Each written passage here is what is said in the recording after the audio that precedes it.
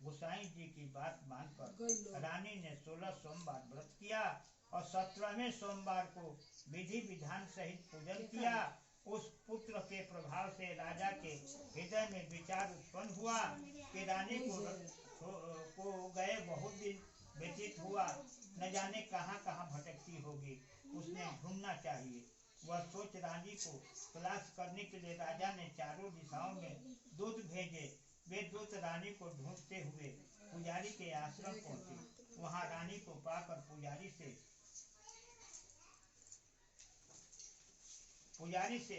पुजारी को अपने साथ ले जाने का आग्रह। पुजारी से महाराज ने ब्राह्मणों को अनेक तरह के दानादि देकर संतुष्ट किया। पुजारी ने मना किया। दूत चुपचाप लौट गए और महाराज को रानी का पता बतलाया। रानी का पता पाकर राजा स्वयं पुजारी के आश्रम गए और पुजारी से प्रार्थना करने लगे, महाराज, जो देवी आपके आश्रम में रहती है वह मेरी पत्नी है।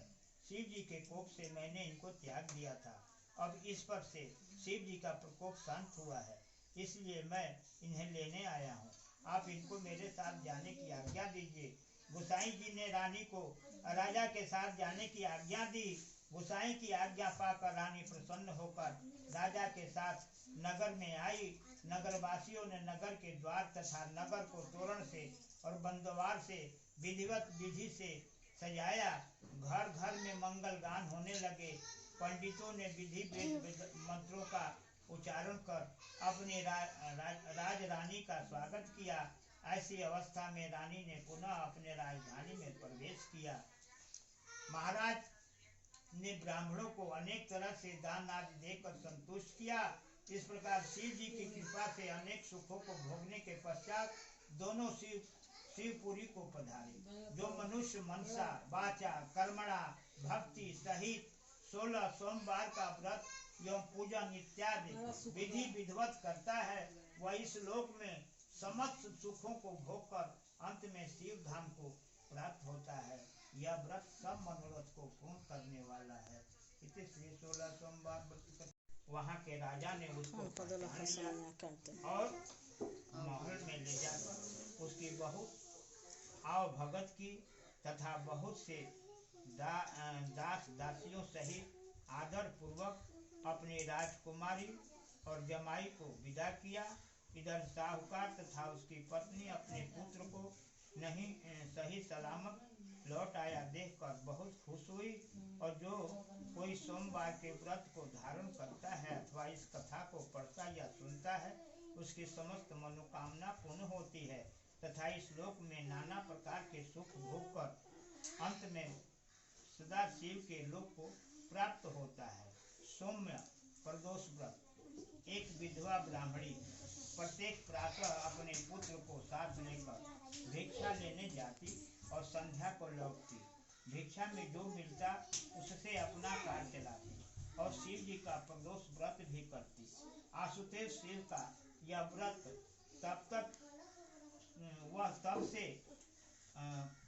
तब से कर रही थी जब से महर्षि सांडल ने उसे ऐसा करने को कहा था। ब्राह्मणी असल में राजगुरु की पत्नी थी। जब प्रतिकूल समय आया तो राज्य में विद्रोह हुआ और विद्रोहियों ने उनके पति को निर्दयता पूर्वक हत्या कर दी। पुत्र अभी छोटा था, इसलिए उसे न चाहते हुए भी अपने पति के शव का परित्याग कर भागना पड़ा। अपने पुत्र को लेकर वह इधर उधर भटकने लगी और उन दिनों की प्रतीक्षा करने लगी जब उसका और उसके पुत्र का भाग्य बदलेगा। तभी एक दिन मार्ग में उसे महर्षि सांडिल्य मिले। ब्रह्माणी ने जब उन्हें अपना दुख सुनाया तो उन्होंने ब्रह्माणी को कहा कि देवी, भगवान शिव की आराधना उपासना करो, उसकी कृपा से तुम्हारे बुरे दिन बदल जाएंगे।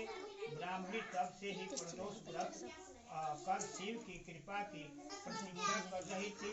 एक दिन जब वह भिक्षा के लिए अपने पुत्र के साथ जा रही थी तो मार्ग में उसे विदर्भ देश का राजकुमार धर्मगुप्त मिला। शत्रुओं ने उसे उसकी राजधानी से बाहर निकाल दिया था और उसके पिता को मार दिया था। वह किसी तरह अपनी जान बचाकर भाग आया और जगह जगह मारा मारा फिरता रहा। ब्राह्मणी उसे अपने साथ ले आई और अपने पुत्र के साथ उसका पालन पोषण करने लगी। दोनों मित्रवत रहने लगे। एक दिन दोनों मित्र वन में गए, जहाँ राजकुमार एक गंधर्व कन्या पर मोहित हो गया। कन्या ने अपने माता पिता से अपना विवाह राजकुमार धर्मगुरु से करने की इच्छा प्रकट की। उन्होंने कन्या की बात मानकर शंकर जी की आज्ञा से अपनी पुत्री का विवाह राजकुमार से कर दिया। बाद में राजकुमार ने गंधर्व राज की सेना की सहायता से विदर्भ देश पर अधिकार कर लिया और ब्राह्मणी के पुत्र को अपना मंत्री बना लिया। यथार्थ में वह सब उस ब्राह्मणी के प्रदोष व्रत करने का फल था। बस उसी समय से वह प्रदोष व्रत संसार में प्रतिष्ठित 16 सोमवार व्रत। मृत्युलोक में भ्रमण करने की इच्छा करके एक समय श्री भूतनाथ भगवान भोलेनाथ माता पार्वती के साथ मृत्युलोक में पधारे। भ्रमण करते करते दोनों विदर्भ देशांतर्गत अमरावती नाम की अति रमणीक नगरी में पहुंचे। यह नगरी सब प्रकार के सुख से परिपूर्ण थी। उसमें वहां के महाराज द्वारा बनवाया हुआ अति रमणीक शिव जी का मंदिर भी था। भगवान शंकर भगवती पार्वती के साथ उस मंदिर में निवास करने लगे। एक दिन समय भगवान भोलेनाथ को प्रसन्न देख माता पार्वती ने चौसर खेलने की इच्छा व्यक्त की। शिव जी ने प्राण प्रिया की बात को मान लिया और चौसर खेलने लगे। उसी समय मंदिर का पुजारी मंदिर में पूजा करने आया। माता पार्वती ने पुजारी से प्रश्न किया कि हम दोनों में से किसकी जीत होगी। वह ब्राह्मण बिना विचारे शीघ्रता से बोल उठा कि महादेव जी की जीत होगी। थोड़ी देर में बाजी समाप्त हुई और पार्वती जी की विजय हुई। पार्वती जी जब बहुत क्रोधित हुई और ब्राह्मण पर बिना विचार किए बोलने के अपराध के कारण कोढ़ी होने का श्राप दे दिया। पुजारी कोढ़ी हो गया। पुजारी को श्राप कष्ट भोगते हुए जब बहुत दिन हो गए, तब एक दिन देवलोक की अप्सराएं शिव जी की पूजा हेतु उसी मंदिर में आई और पुजारी से उसके रोगी होने का कारण पूछा। पुजारी ने सारी बात उन्हें बता दी। उनमें से एक अप्सरा थी।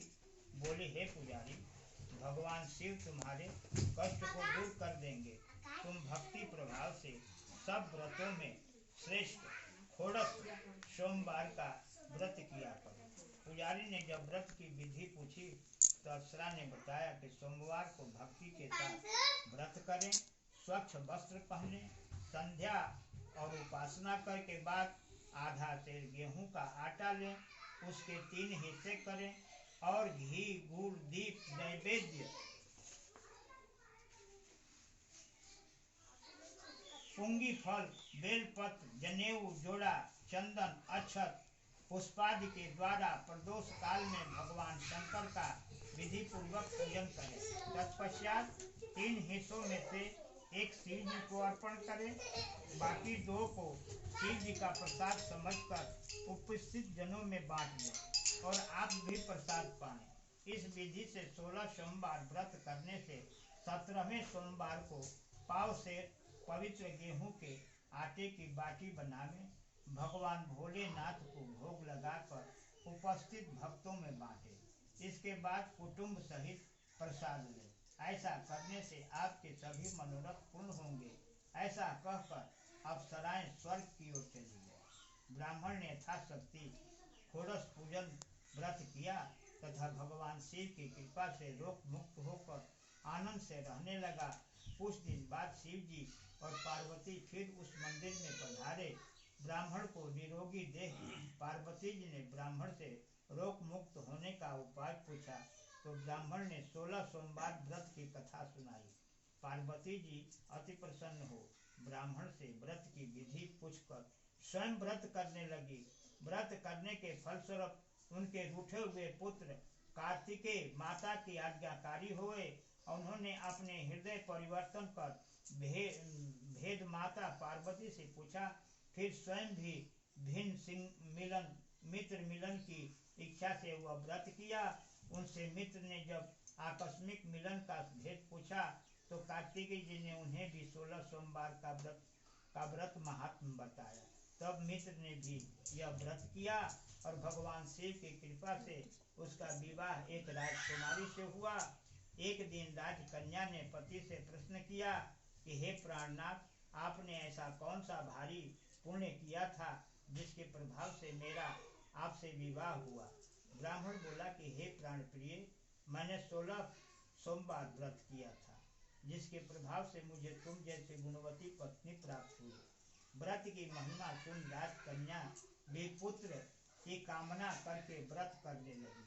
शिव जी की दया से उसके गर्भ से एक अति सुंदर, सुशील, धर्मात्मा और विद्वान पुत्र उत्पन्न हुआ। माता पिता दोनों उस देव पुत्र को पाकर अति प्रसन्न हुए और उसका लालन पालन भली प्रकार से करने लगे। जब पुत्र समझदार हुआ तो माता पिता को देखकर वह भी राज्याधिकार पाने की इच्छा से हर सोमवार को व्रत करने लगा। व्रत शुरू होने के बाद ऐसे संयोग बने कि पड़ोसी राजा की पुत्री के साथ उसका विवाह हुआ और वृद्ध राजा के देवगंत हो जाने पर इसी ब्राह्मण योग को सिंहासन पर बैठाया गया। क्योंकि देवगंत राजा के कोई पुत्र नहीं था, राज का उत्तराधिकारी होकर भी वह ब्राह्मण पुत्र 16 सोमवार का व्रत करता रहा। जब 17वां सोमवार आया तो विप्र पुत्र ने अपनी प्रीतमा से पूजन सामग्री लेकर शिव पूजा के लिए शिवालय चलने को कहा, परंतु उसकी पत्नी ने उसकी आज्ञा की परवाह न की। दास दासियों के द्वारा जब सब पूजन सामग्री शिवालय भिजवा दी, परंतु आप नहीं गए। जब राजा ने शिव जी का पूजन समाप्त किया तब आकाशवाणी हुई कि हे राजा, अपनी रानी को राजमहल से निकाल दे, नहीं तो यह तेरा सर्वनाश कर देगी। आकाशवाणी सुनकर राजा के आश्चर्य का ठिकाना नहीं रहा। न चाहते हुए भी राजा ने अपनी पत्नी को राजमहल से निकाल दिया। रानी दुखी हृदय से भाग्य को कोसती हुई नगर के बाहर चली गई। वह एक ग्राम में पहुंची। वहां एक बुढ़िया सूत काट कर बेचने जाती थी। रानी की करुण दशा देखकर वह बोली कि चल तू मेरा सूत बिकवा दे, मैं वृद्ध हूँ, बोझ नहीं उठा पाती। रानी ने बुढ़िया के सिर से सूत की गठरी उतार कर अपने सिर पर रख ली। तभी तेज आंधी आई और बुढ़िया का सूत पोटली सहित उड़ गया। बुढ़िया ने भी उसे अपने घर से निकाल दिया। इसके बाद रानी एक तेली के घर गई। शिव जी के प्रकोप के कारण तेली के सब मटके उसी क्षण चटक गए। तेली ने भी रानी को अपने घर से निकाल दिया। अत्यंत दुख पाती हुई रानी एक नदी के तट पर गई तो नदी का समस्त जल सूख गया। तत्पश्चात रानी एक वन में गई। वहां जाकर सरोवर में सीढ़ी से उतरकर पानी पीने गई। उसके हाथ का स्पर्श होते ही सरोवर का नील कमल के समान जल असंख्य कीड़ों से भर गया।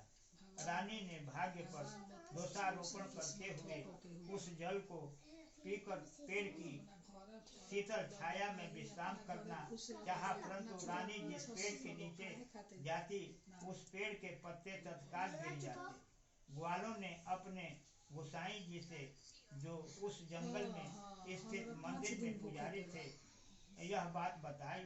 ग्वाले रानी को गोसाई जी के पास लाए।